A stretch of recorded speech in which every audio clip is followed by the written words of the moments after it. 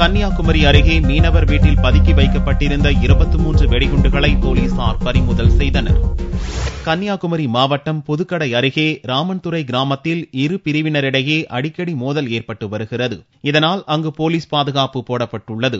இந்நிலையில் புதனன்று நள்ளிரவு மீண்டும் அந்த பகுதியில் மோதல் ஏற்பட இருப்பதாக போலீசாருக்கு தகவல் வந்ததை தொடர்ந்து எஸ்ஐ பரத்லிங்கம் தலைமையில் போலீசார் பாதுகாப்பு பணியில் ஈடுபட்டனர். அப்பகுதியைச் சேர்ந்த தத்தேயுஸ் என்பவரது வீட்டில் வெடிகுண்டுகள் பதுக்கி வைக்கப்பட்டிருப்பதாக போலீசாருக்கு தகவல் கிடைத்தது. அவரது வீட்டில் போலீசார் சோதனை நடத்திய போது 10 நாட்டு வெடிகுண்டுகள் மற்றும் 13 பெட்ரோல் குண்டுகளும் பதுக்கி வைக்கப்பட்டிருந்தது கண்டுபிடிக்கப்பட்டது. வெடிகுண்டுகளை கைப்பற்றிய போலீசார் காவல் நிலையத்தில் வைத்து அந்த குண்டுகளை செயலிழக்கச் செய்தனர். இச்சம்பவம் தொடர்பாக மீனவர் தத்தேயுஸிடம் போலீசார் விசாரணை மேற்கொண்டுள்ளனர். மேலும் ராமன்துறை கிராமத்தில் போலீசாரின் சோதனை தீவிரப்படுத்தப்பட்டுள்ளதால் அக்கிராமம் வெறிச்சோடி காணப்படுகிறது.